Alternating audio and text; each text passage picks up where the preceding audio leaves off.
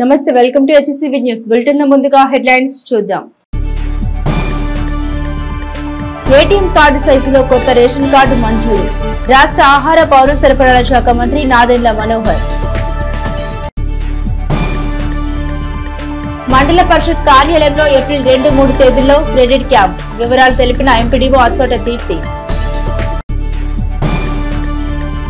కార్మికుల సమస్యల పట్ల ప్రభుత్వం దృష్టి సారించాలి. సిఐటి జిల్లా కార్యదర్శి కొల్లిపర బాబు ప్రసాద్.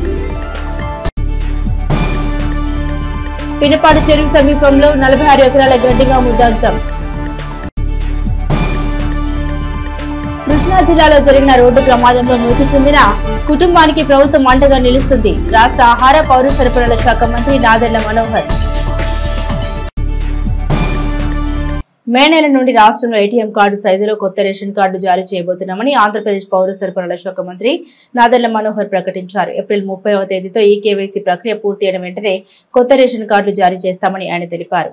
మంగళవారం రాత్రి నాదెండ్ల మనోహర్ ఏపీ సచివాలయంలో మీడియాతో మాట్లాడుతూ ప్రస్తుతం ఉన్న ఫ్యామిలీ రేషన్ కార్డునే సైజు తగ్గించి అన్ని వివరాలతో కొత్త కార్డు జారీ చేయనున్నామని స్పష్టం చేశారు. కొత్త కార్డుల జారీ సమయంలోనే కుటుంబ సభ్యుల జోడింపు, తొలగింపు, స్పిల్ కార్డుల కోసం ఆప్షన్లు ఇస్తామని తెలిపారు. క్యూఆర్ కోడ్ లాంటి భద్రతా ఫీచర్లతో కొత్త రేషన్ కార్డు జారీ అవుతాయని పేర్కొన్నారు. గత ప్రభుత్వంలో ఎక్కడ వ్యక్తులు బొమ్మల రేషన్ కార్డులపై ఉండబోవని స్పష్టం చేశారు. ఈ కేవైసీ పూర్తి అయిన తర్వాత ఎంతమందికి కొత్త రేషన్ కార్డులు జారీ చేయాలో స్పష్టత వస్తుందని మంత్రి నాదెండ్ల మనోహర్ తెలిపారు. ఈ కొత్త కార్డ్స్ ఇవి ఈ విధంగా క్రెడిట్ కార్డ్ సైజులో ఉంటాయి. సో ఇవి దీనికి వీల్ ఆల్సో హ్యావ్ దీనికి మీకు క్యూఆర్ కోడ్ ఉంటుందండి, అది సేఫ్టీ ఫీచర్. సో ఈ కార్డ్ మనం కొత్తగా లాంచ్ చేయబోతున్నాం త్వరలోనే. ముఖ్యమంత్రి గారి సలహాలతోటి దానికి ఒక సిస్టమేటిక్ విధానంలో చేస్తాం. Yes will replace all the family member details will be there. ఇది గతంలో కన్నా మీరు చూసారు సో క్లియర్. ఇదివరకు మీకు కనపడేది కాదు, పెద్ద కార్డు ఉన్నా కూడా మీకు కనపడేది కాదు. ఇక్కడ ఏంటంటే చాలా క్లియర్ గా మీకు కనపడేటట్టు ఈ ఏర్పాటు చేసాం. బీసీ కార్పొరేషన్ రుణాలకు సంబంధించి క్రెడిట్ క్యాంపు ఏప్రిల్ 2-3 తేదీల్లో మండల పరిషత్ కార్యాలయంలో నిర్వహించనున్నట్లు ఎంపీడీఓ అత్తోట దీప్తి తెలిపారు. మంగళవారం ఆమె మీడియాతో మాట్లాడుతూ తెనాలి మండలానికి బీసీ కార్పొరేషన్ లోన్ కు సంబంధించి 100 మంది లబ్ధిదారులను ఎంపిక చేయడం జరుగుతుందని పేర్కొన్నారు. ఇప్పటికీ 834 మంది రుణాల కోసం అప్లికేషన్లు దాఖలు చేయడం జరిగిందని తెలిపారు. మండల పరిషత్ కార్యాలయంలో 2 రోజుల పాటు జరిగే క్యాంపును లబ్ధిదారులు సద్వినియోగం చేసుకోవాలని సూచించారు. తెనాలి మండలాన్ని 2 భాగాలుగా విభజించడం జరిగిందని, క్యాంపు నందు 9 మంది బ్యాంకర్లు పాల్గొంటారని ఎంపీడీఓ దీప్తి వివరించారు. బ్రాహ్మిన్స్ కి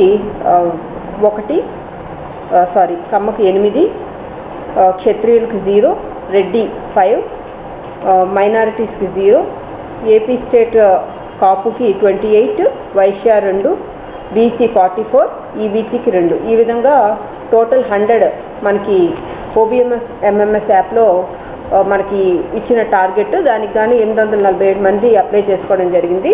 రేపు 9 మంది బ్యాంకర్స్ మన కార్యాలయానికి రావడం జరుగుతుంది. రేపు మార్నింగ్ 10 o'clock నుంచి ఈ క్యాంప్ కండక్ట్ చేయడం జరుగుతుంది. సో మనకి 2 మండలాన్ని 2గా డివైడ్ చేయడం జరిగింది. ఒక 9 విలేజెస్ ఒకరోజు, మిగతా విలేజెస్ సెకండ్ డే చేసుకున్నాము. అది ఆల్రెడీ మనకి పంచాయతీ సెక్రటరీస్కి, వెల్ఫేర్ రెసిడెంట్స్కి ఆ ఇన్ఫర్మేషన్ కూడా కమ్యూనికేట్ చేశాము. వాళ్ళు బెనిఫిషరీస్కి 1-to-1 ఆల్రెడీ ఇన్ఫర్మేషన్ కూడా పాస్ చేయడం జరిగింది. సో రేపు అందరూ కనుక రేపు మార్నింగ్ 10 o'clock నుంచి వచ్చినట్టయితే బ్యాంకర్స్ అందరూ అందుబాటులో ఉంటారు. వాళ్ళకి సంబంధించిన డాక్యుమెంట్స్ అన్నీ ఒకసారి వెరిఫై చేయడం జరుగుతుంది. ఆ తర్వాత వాళ్ళు బేసిక్గా కొంత ఇన్ఫర్మేషన్ గ్యాదర్ చేసుకోవడం జరుగుతుంది. అంటే వాళ్ళు ఏ టైప్ ఆఫ్ లోన్ పెట్టాలనుకుంటున్నారు, తర్వాత వాళ్ళు నిజంగా బెనిఫిషరీసా లేకపోతే ఓన్లీ సబ్సిడీ కోసం అప్లై చేసుకుంటున్నారా, వాళ్ళకి రియల్గా యూనిట్ ఉందా లేదా, యూనిట్ ఉంటే అది రెంటలా లేకపోతే లీజ్డా, ఓన్ సైట్లో అప్లై చేసుకున్న ఓన్ సైట్లో వాళ్ళకి యూనిట్ ఉందా, అలాగే బేసిక్ ఇన్ఫర్మేషన్ వాళ్ళు గ్యాదర్ చేసుకోవడం జరుగుతుంది.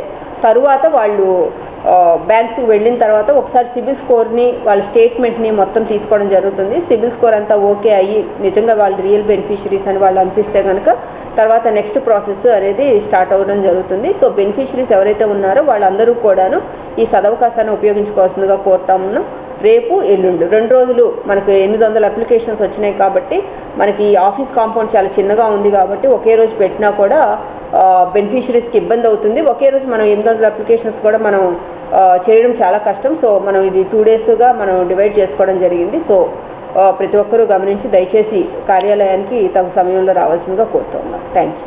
పారిశుద్ధ్య పనుల్ని కాంట్రాక్టర్లకు కట్టబెట్టి కార్మికులు బానిసలుగా చేయవద్దని కోరుతూ AP municipal employees and contract కార్మిక సంఘం ఆధ్వర్యంలో మంగళవారం పట్టణంలో ర్యాలీ నిర్వహించారు. స్థానిక మున్సిపల్ కార్యాలయం నుండి బయలుదేరిన ర్యాలీ గాంధీ చౌక్ వరకు కొనసాగింది. ర్యాలీని ఉద్దేశించి సిఐటియు జిల్లా కార్యదర్శి కొల్లిపర బాబు ప్రసాద్ మాట్లాడారు. కార్మికుల సమస్యల పట్ల సానుకూలంగా ఉంటామని చెప్పి మున్సిపల్ శాఖ మంత్రి నారాయణ మాట తప్పడం ఎంతవరకు సబబు అని ప్రశ్నించారు. ఏపీ సిఓఎస్ ను రద్దు చేసి దాని స్థానంలో కాంట్రాక్టర్ను నియమించడం కార్మికులకు ఇచ్చిన మాట తప్పడమేనని విమర్శించారు. కార్మికులకు న్యాయం చేసేందుకు ప్రభుత్వం కృషి చేయాలని డిమాండ్ చేశారు. యూనియన్ గౌరవ అధ్యక్షుడు షేక్ హుసేన్ వల్లి మాట్లాడుతూ నగర విస్తీర్ణం పెరుగుతున్న నేపథ్యంలో కార్మికులకు పనిభారం పెరుగుతున్నందున కార్మికుల సంఖ్యను పాలకులు పెంపుదల చేయాలన్నారు.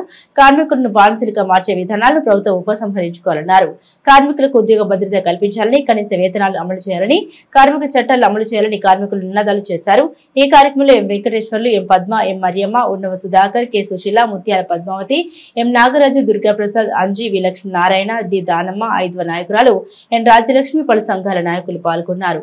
ప్రభుత్వం ఏకపక్షంగా ఇప్పుండేటువంటి ఆప్కాస్ట్ని పక్కన పెట్టి కాంట్రాక్టులకి మొత్తం మున్సిపల్ వ్యవస్థనంతా ఇవ్వటం కోసం ప్రయత్నం జరుగుతూ ఉంది. గతంలో కాంట్రాక్టులు ఉండటం వలన సకాలానికి జీతాలు లేక, నెలల తరబడి జీతాలు అందక, కార్మికులు వడ్డీ ఇచ్చేవారిని బారిన పడి కుటుంబాలు మొత్తం సర్వనాశనమైనటువంటి పరిస్థితి నుంచి కాస్త మెరుగైనటువంటి ఆప్కాస్ట్ ద్వారా మెరుగైన పరిస్థితులు వచ్చిన సందర్భంలో తిరిగి మళ్ళీ కార్మికుల్ని అప్పుల పాలు చేయడానికి, కాంట్రాక్టులకు అప్పగించడానికి ప్రయత్నం జరుగుతూ ఉంది. ఈ ప్రయత్నానికి నిరసనగా ఇవాళ రాష్ట్ర వ్యాప్తంగా అన్ని మున్సిపాలిటీలోని కార్మికులు కూడా ప్రదర్శన చేస్తున్నారు. అందులో భాగంగానే తెనాలిలో కూడా ఈ ప్రదర్శన. గతంలో కాంట్రాక్టులుగా ఉన్నప్పుడు 1 నెల కాదు, 2 నెలలు కాదు, 5 నెలలు, 6 నెలలు కూడా జీతాలు ఇచ్చేవాళ్ళు కాదు. ఆ ఇచ్చే జీతాలు కూడా కోతలు పెట్టేవాళ్ళు. కార్మికుల యొక్క పాస్ పుస్తకాలు మొత్తం తమ దగ్గర అట్టు పెట్టుకుని తామే అధిక వడ్డీలకు ఇచ్చి మొత్తం కార్మికుల్ని అంతా కూడా దివాళా తీసేటువంటి పరిస్థితి చేశారు. అట్లాగే వాళ్ళు సకాలానికి సబ్బులు ఇచ్చేవాళ్ళు కాదు, బట్టలు ఇచ్చేవాళ్ళు కాదు, చెప్పులు ఇచ్చేవాళ్ళు కాదు, వాళ్ళకి పిఎఫ్ డబ్బులు కట్టేవాళ్ళు కాదు, ఈఎస్ఐ డబ్బులు కట్టేవాళ్ళు కాదు. మొత్తం చాలా దుర్మార్గమైన వ్యవస్థ ఉండేది. ఆ వ్యవస్థని చక్కదిద్దాల్సింది పోయి, సంవత్సరాల తరబడి పనిచేసుకుంటున్న వాళ్ళని పర్మనెంట్ చేయాల్సింది పోయి తిరిగి కాంట్రాక్టులకు అప్పచెప్పటం అంటే వీళ్ళందరినీ బానిసలుగా తయారు చేయటమే. గతంలో కాంట్రాక్ట్ సిస్టంలో ఉన్నప్పుడు పిఎఫ్ అనేది హైదరాబాద్లో ఒక కాంట్రాక్ట్ పిఎఫ్ కట్టి, తెనాల్లో ఒక కాంట్రాక్ట్ పిఎఫ్ కట్టి ఆ పిఎఫ్ తెచ్చుకోవడానికి కార్మికులు నానా ఇబ్బందులు పడ్డారు. కనుక ఇప్పుడు ఆప్కాస్లో చేర్చిన తర్వాత ప్రతి నెల జీతాలు వస్తున్నాయి. గతంలో జీతాలు ఇవ్వకుండా, మున్సిపాలిటీ జీతాలు ఇవ్వకుండా ఉన్నప్పుడు కాంట్రాక్ట్ వాళ్ళే కాంట్రాక్ట్ ఇచ్చి ఎలా డబ్బులు కాజేసేవాళ్ళు కూడా గత అనుభవాలు కూడా ఉన్నాయి మాకు. కనుక వెంటనే ప్రభుత్వం స్పందించి ఆప్కాస్ని రద్దు చేయకుండా ఆప్కాస్ను ఉంచండి, లేదా కార్మికులు పర్మనెంట్ అయినా చేయండి. ఈ 2 డిమాండ్ల మీద ఆందోళన కార్యక్రమం జరుగుతూ ఉంది. వెంటనే ప్రభుత్వం స్పందించి ఈ కార్యక్రమాన్ని ముందుకు తీసుకుపోవాలి. తెనాలి మండలం పిన్నపాడు గ్రామంలోని చెరువు సమీపంలో 46 ఎకరాల గడ్డివాము అగ్నికి ఆహుతైన ఘటన మంగళవారం చోటు చేసుకుంది. 13 మంది రైతులకు చెందిన 5 లక్షల రూపాయలు విలువ చేసే గడ్డివాము అగ్నికి ఆహుతి అవడం పట్ల రైతాంగం తీవ్ర ఆందోళనకు గురయ్యారు. స్థానికులు తెలిపిన వివరాల ప్రకారం మంగళవారం మధ్యాహ్నం సమయంలో అకస్మాత్తుగా మంటలు వ్యాప్తి చెందడంతో గడ్డివాము పూర్తిగా దగ్ధమయ్యాయని పేర్కొన్నారు. అగ్నిమాపక సిబ్బందికి సమాచారం ఇచ్చినప్పటికీ ప్రయోజనం లేకుండా పోయిందని ఆవేదన వ్యక్తం చేశారు. స్థానికులు అందించిన సమాచారం మేరకు అగ్నిమాపక సిబ్బంది ఘటనా స్థలానికి చేరుకుని మంటలను అదుపులోకి తీసుకొచ్చే ప్రయత్నం చేశారు. పట్టణ శివార్లో భారీ మొత్తంలో గడ్డివాము దగ్ధం కావడం రైతులను తీవ్ర ఆందోళనకు గురి చేసింది. ఈ ఘటనకు సంబంధించిన పూర్తి వివరాలు ఇంకా తెలియరావాల్సి ఉంది.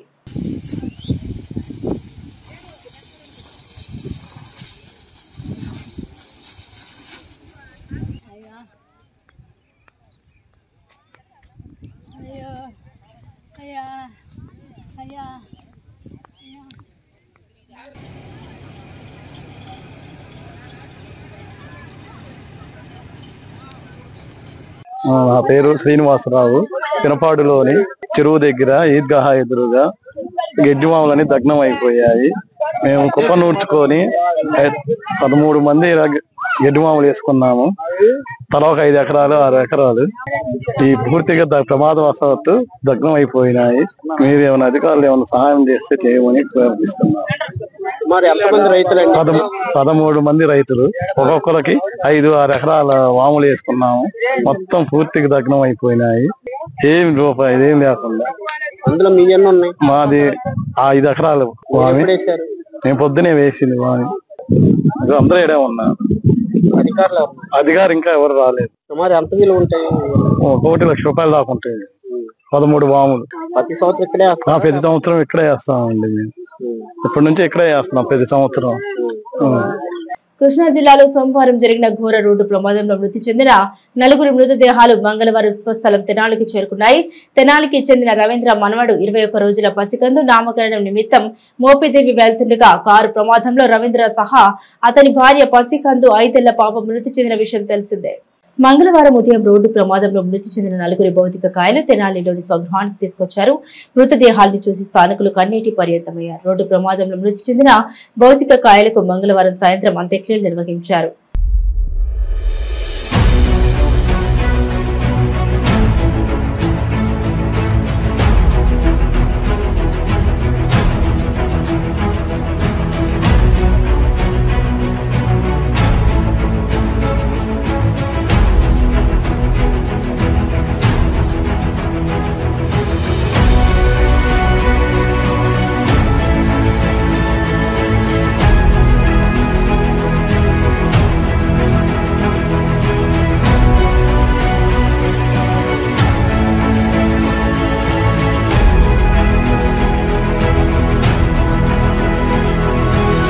కృష్ణా జిల్లా పులిగడ్డ రోడ్డు ప్రమాద ఘటనపై రాష్ట్ర మంత్రి నాదెండ్ల మనోహర్ దిగ్భ్రాంతిని వ్యక్తం చేశారు.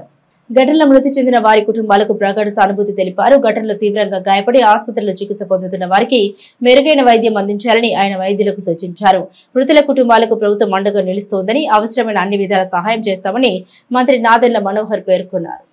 స్థానిక రామలింగేశ్వరపేటలోని శ్రీ దుర్గా పార్వతి సమేత శ్రీ రామలింగేశ్వర స్వామి దేవస్థానంను ప్రవచన చక్రవర్తి బ్రహ్మశ్రీ సామవేదం షణ్ముఖ శర్మ మంగళవారం సందర్శించి స్వామివారిని దర్శించుకుని ప్రత్యేక పూజలు నిర్వహించారు. అనంతరం ఆలయ ప్రాంగణంలో షణ్ముఖ శర్మ కాశీ మహాత్యంపై ఆధ్యాత్మిక ప్రవచనం చేశారు. దర్శనానికి చేసిన బ్రహ్మశ్రీ సామవేదం షణ్ముఖ శర్మకు ఆలయ ఈవో హరిప్రసాద్, అర్చకులు, భక్త బృంద సభ్యులు స్వాగతం పలికారు. స్వామివారిని దర్శించుకున్న అనంతరం స్వామివారి ప్రసాదాలను శేష వస్త్రాన్ని ఆయనకు అందించారు. అనంతరం నిర్వహించిన షణ్ముఖ శర్మ ప్రవచన అమృతంలో కాశీ పుణ్యక్షేత్రం మహిమ గురించి సవివరంగా వివరించారు. అది ప్రాచీనమైన పంచాయతనం పూజ విధానం గురించి తెలిపారు. సమాజంలో ప్రతి ఒక్కరూ భక్తి మార్గంలో పయనించారని పేర్కొన్నారు. ఈ సందర్భంగా ఆలయ ఈవో హరిప్రసాద్ మాట్లాడుతూ రామంగీస్పేటలోని శ్రీ దుర్గా పార్వతి సమేత శ్రీ రామలింగేశ్వర స్వామి దేవస్థానాన్ని బ్రహ్మశ్రీ సామవేదం షణ్ముఖ శర్మ సందర్శించి కాశీ మహాత్యంపై ప్రవచన కార్యక్రమం నిర్వహించడం సంతోషకరమన్నారు. ఈ కార్యక్రమంలో స్థానికులు, పలువురు ప్రముఖులు, వేద పండితులు పాల్గొన్నారు. శంకరాచార్యులకు పూర్వం ఉన్నటువంటి వేదముల నుండి కూడా ఉన్నది పంచాయతనం. అత్యంత ప్రాచీనమైనది, పూర్తి వైదికమైనది పంచాయతన పూజా విధానం. ఇది గుర్తుపెట్టుకుంటే చాలు. ఇక్కడ పూర్తి వైదికమైనది. ఎందుకంటే పరమాత్మ ఒక్కడే, నిర్గుణ బ్రహ్మముగా ఏకమే, సగుణ బ్రహ్మముగా అనేక రూపాలతో ఉపాసింపబడుతుంటాడు. ఉపాసకాన కార్యార్థం బ్రహ్మను రూపకల్పన అన్నట్లుగా సగుణ బ్రహ్మముగా అనేక రూపాలతో ఆరాధింపబడతాడు. ఎన్ని రూపములున్నా ప్రధాన 5. ఈ 5 రూపములు సగుణ బ్రహ్మ రూపములు. అది శివుడు, విష్ణువు, శక్తి, సూర్యుడు, గణపతి. 5 ప్రధానం. కుమారస్వామి అంటారా, ఆయన శక్తిపుత్రుడు, శివపుత్రుడు, గణపతికి సోదరుడు కనుక ఎందులోనే సర్దుకుపోతాడు. ఆయన కానీ ప్రధానంగా పంచాయతీ అని చెప్పుకుంటే సరిపోతుంది. ఈ 5 కూడా ఒకే పరమాత్మని ఎవరైతే తెలుసుకుంటారో వారిని యోగి అంటారని గణేశ గీతలో గణపతి చెప్తాడు. శ్రీ రామలింగేశ్వర స్వామి దేవస్థానం రామలింగేశ్వరపేటలో ఉన్న దుర్గా పార్వతి రామలింగేశ్వర స్వామి దేవస్థానమునకు బ్రహ్మశ్రీ సామవేద షణ్ముఖ శర్మ గారు వచ్చేసి కాశీ మహాత్మ్యం గురించి ప్రవచనం చేస్తున్నారు. ఈ కార్యక్రమంకు స్థానికంగా ఉన్న పెద్దలు, పట్టణ ప్రాంతంలో ఉన్న అందరూ వచ్చి ప్రవచన కార్యక్రమంలో పాల్గొన్నారని తెలియపరచడం.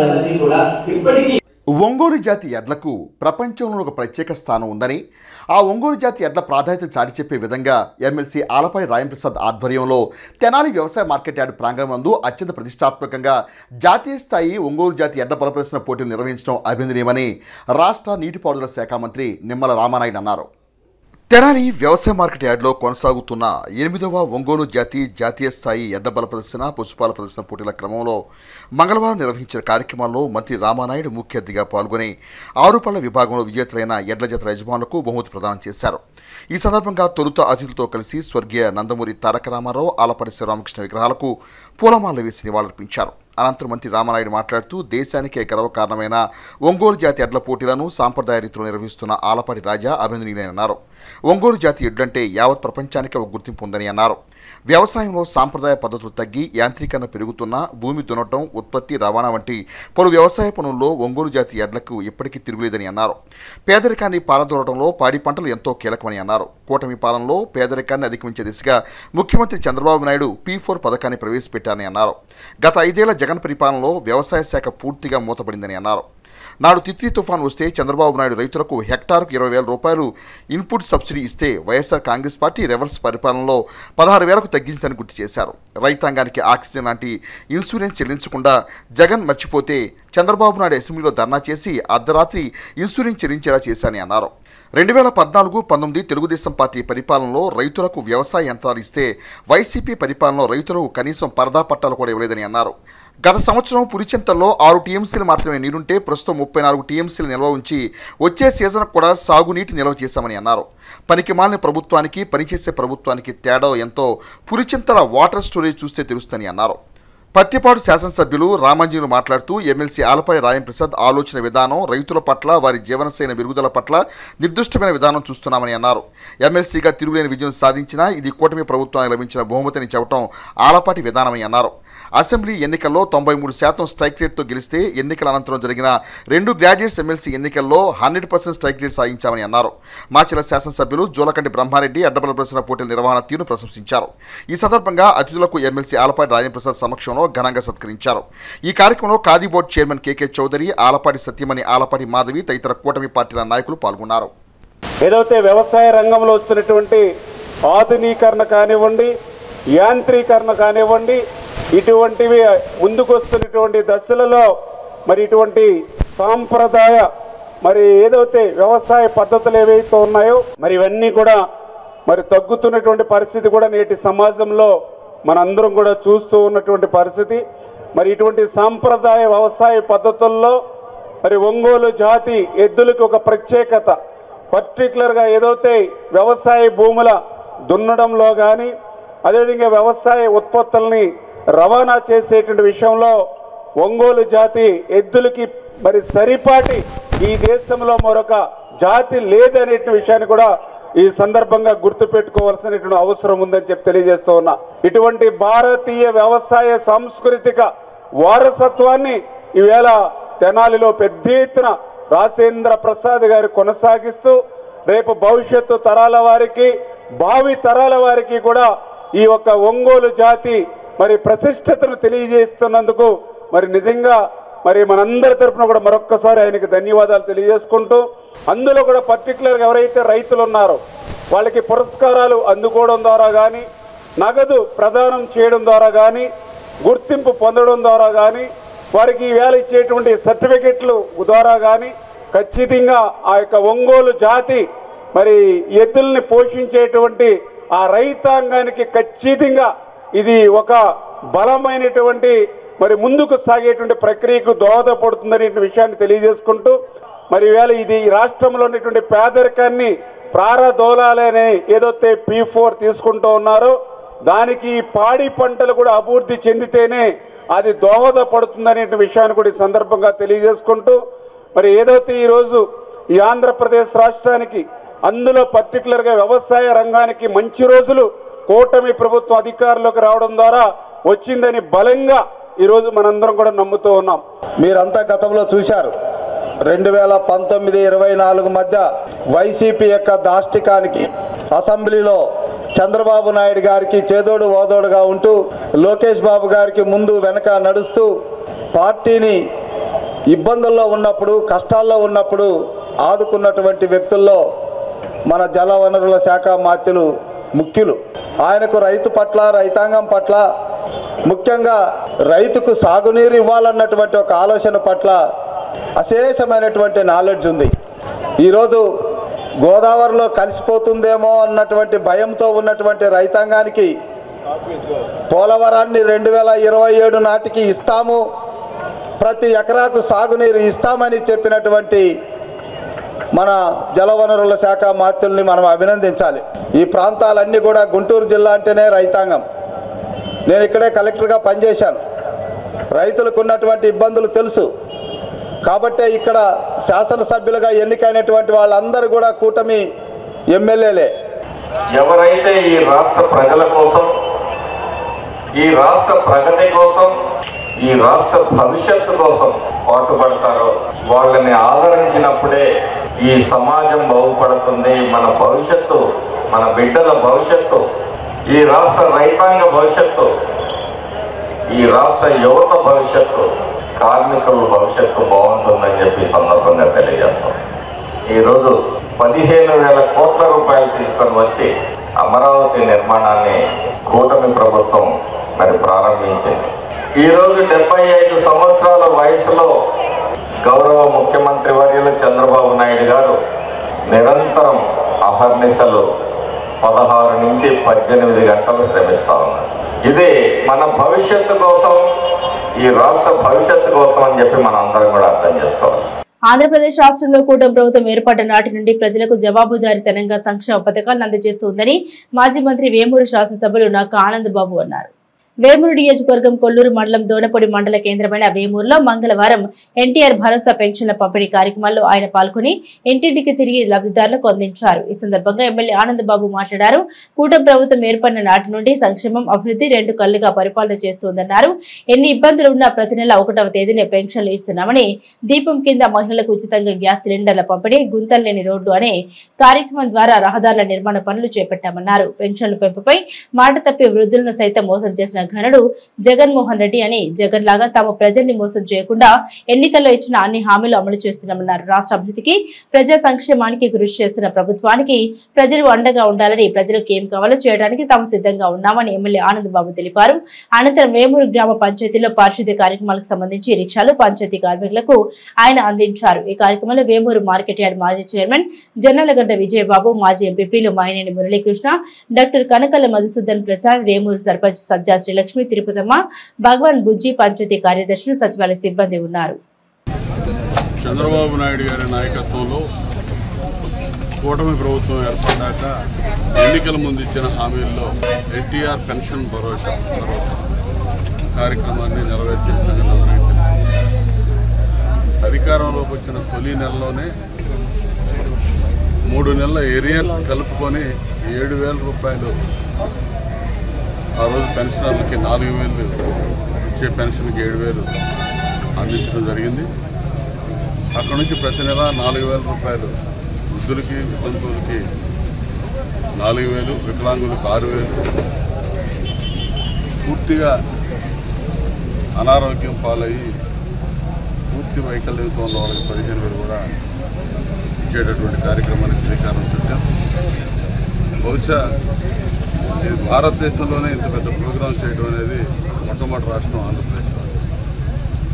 66 లక్షల మందికి ఈ పెన్షన్లు ప్రతి నెల అందిస్తున్నటువంటి ఘనత చంద్రబాబు నాయుడు గారు. మొట్టమొదట సమాజంలో మొదలుపెట్టింది తెలుగుదేశం ప్రభుత్వం, ఎన్టీ రామారావు గారి హయాం.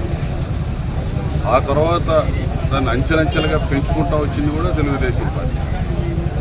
గత ప్రభుత్వం జగన్మోహన్ రెడ్డి అధికారంలో ఉన్నప్పుడు నేను అధికారంలోకి వస్తే 3,000 రూపాయలు పెన్షన్ ఇస్తానని చెప్పి సంవత్సరానికి 200, 250, 250 అని ఏదో అలా మోసం చేసుకుంటూ వచ్చాడు. మొట్టమొదట 60 రూపాయలతో పెన్షన్ పెంచి మొదలుపెట్టినటువంటి ఎన్టీ రామారావు గారు మొదలుపెట్టిన పెన్షన్ ఈరోజు 4,000 రూపాయలకి చేరిందంటే అది చంద్రబాబు నాయుడు గారి ఘనత.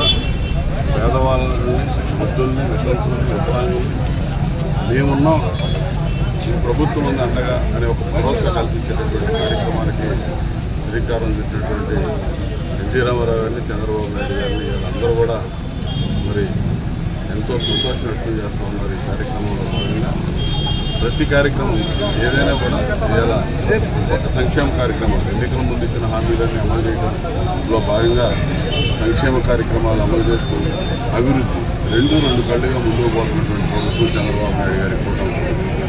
ఇవాళ ఒక పెన్షన్ కార్యక్రమం కాదు, ఈ సంవత్సరం తల్లికి వందనం కింద ఎంతమంది పిల్లలు చదువుకునే పిల్లలు ఉంటే వాళ్ళందరూ కూడా 15,000 రూపాయలు చదువుకునే.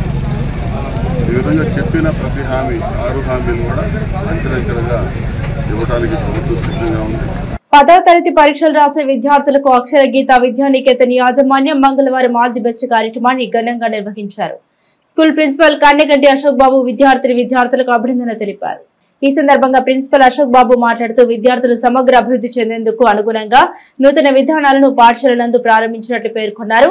తండ్రి ఆశయాలు ఆచరిస్తూ తనదైన శ్రేణిలో అక్షర గీత విద్యా నికేతన్ అభివృద్ధికి పాటుపడుతున్నట్లు తెలిపారు. విద్యార్థులకు స్పోకెన్ ఇంగ్లీష్, రైటింగ్ స్కిల్స్, పలు రకాల ప్రదర్శన నిర్వహించి పరీక్షల్లో మంచి ఫలితాలు అందుకునేందుకు కృషి చేసినట్టు పేర్కొన్నారు. అక్షర గీత విద్యా నికేతన్ ప్రతి విద్యార్థి పట్ల ప్రత్యేక శ్రద్ధ కనబరుస్తూ ఉందన్నారు. 10వ తరగతి విద్యార్థులందరూ ఉత్తమ ఫలితాలు సాధించాలని ఆకాంక్షించారు. ఈ కార్యక్రమంలో Ramachandrarao, correspondent Rampriya, coordinator Patela Lakshmikumari, craft teacher Munipalli Anusha, in charge Kavati Sivakumari, పలువురు ఉపాధ్యాయులు, సిబ్బంది పాల్గొన్నారు. ముందుగా 10వ తరగతి పరీక్షలు రాసే విద్యార్థులందరికీ కూడా మా హృదయపూర్వక ఆశీస్సులు.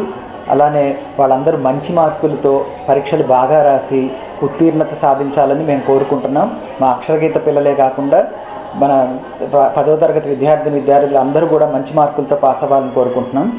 ముఖ్యంగా మా స్కూల్లో 10వ తరగతి విద్యార్థులు బయటికి వెళ్ళి పరీక్షలు రాయంటే కాస్త భయపడుతూ ఉంటారు, టెన్షన్ ఫీల్ అవుతారు. అందుకని ఆ టెన్షన్ పోగొట్టడానికి మేము ప్రతి ఎగ్జామ్కి ఒక్కొక్క థీమ్ తీసుకొని థీమాటికల్గా వాళ్ళని మోటివేట్ చేస్తూ పిల్లలతో బయట కాస్త విచిత్ర వేషధారణ అట్లాంటివన్నీ చేయించి మిగతా పిల్లలతో వీళ్ళకి ఆల్ ద బెస్ట్ చెప్పిస్తూ ఉంటాము. దీనివల్ల పిల్లలు ఎంతో ఎంజాయ్ చేస్తూ పరీక్ష రాస్తూ ఉంటారు. వాళ్ళు చాలా హ్యాపీగా ఫీల్ అవుతూ ఉంటారు. అది మాకు ఎంతో గర్వంగా ఉంటుంది. నా పేరు జాహ్నవి. నేను ఈ అక్షర గీతాలో 10వ తరగతి చదువుతున్నాను. మాకు 10వ తరగతి ఎగ్జామ్స్కి చాలా సపోర్ట్ చేసి మమ్మల్ని ఇంత బాగా పంపిస్తున్న అశోక్ సార్కి చాలా థ్యాంక్స్. ఏ స్కూల్ మమ్మల్ని ఇలా సపోర్ట్ చేయట్లేదు. మాకు అక్షర గీత వదిలి వెళ్ళిపోతున్నందుకు చాలా బాధగా ఉంది. Thanks for Akshara Geetha for all these sweet memories. మాకు ఎగ్జామినేషన్స్కి చాలా బాగా విషెస్ చెప్పారు, చాలా బాగా సపోర్ట్ చేస్తున్నారు. స్టూడెంట్స్కి కూడా స్ట్రెస్ లేకుండా అందరినీ ఫ్రీడమ్గా మాట్లాడుతూ అందరితో ఇదిగా ఉంటూ అందరినీ బాగా పంపిస్తున్నారు. Thanks Akshara Gita.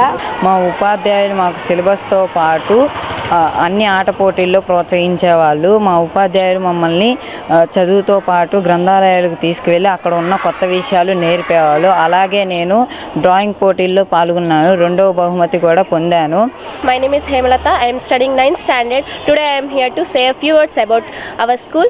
Our school has conducted many competitions and I am participated in such competitions and we got such prizes, and our school has encouraged other activities like dancing, HSG and karate, and our teachers and our headmaster has supported us very well, and recently went to Kanyaka Parameshwaram temple for Surya Namaskaram and we got such prizes on that day. ఇటీవల అస్వస్థతకు గురైన పట్టణానికి చెందిన రంగస్థల కళాకారులు ఏ వెంకటేశ్వరరావును TDP జాతీయ అధికారి ప్రతినిధి వర్ల రామయ్య సోమవారం పరామర్శించారు. తెనాలి విచ్చేసిన వర్ల రామయ్య వెంకటేశ్వర స్వగృహానికి చేరుకుని ఆయన ఆరోగ్య పరిస్థితిని అడిగి తెలుసుకున్నారు. దేవుని ఆశీస్సులతో త్వరితగతిన సంపూర్ణ ఆరోగ్యాన్ని పొందాలని ఆకాంక్షించారు. ఈ సందర్భంగా వర్ల రామయ్య మాట్లాడారు. నాటక రంగంలో వెంకటేశ్వరరావు చేసిన సేవలు ఎన్నలేనివని ప్రశంసించారు. కృష్ణుడు పాత్రలో ఆయన చేసిన నటన ఎంతో మంది అభిమానాన్ని చూరగొందని పేర్కొన్నారు. కళలకు పుట్టినిల్లు అయిన తెనాలి నుండి ఎంతో మంది కళాకారులు కళారంగానికి సేవలు అందించారని పేర్కొన్నారు. వెంకటేశ్వరరావుకి తనతో ఉన్న సాన్నిహిత్యాన్ని ఆయన వివరించారు. ఈ కార్యక్రమంలో టీడీపీ నాయకులు రావి సూర్యకిరణ్ తేజ, అత్తటి శరత్, నలికుర్తి రమేష్ తదితరులు పాల్గొన్నారు. ఏవి సుబ్బారావు కానీ, వారి అబ్బాయి మన ఏ వెంకటేశ్వరరావు కానీ, తర్వాత వాళ్ళ బ్రదర్స్ కోటేశ్వరరావు, తర్వాత ఆదినారాయణ, వీళ్ళందరూ కూడా ఈ పౌరాణిక నాటక రంగానికి తెనాలి పెట్టింది పేరు.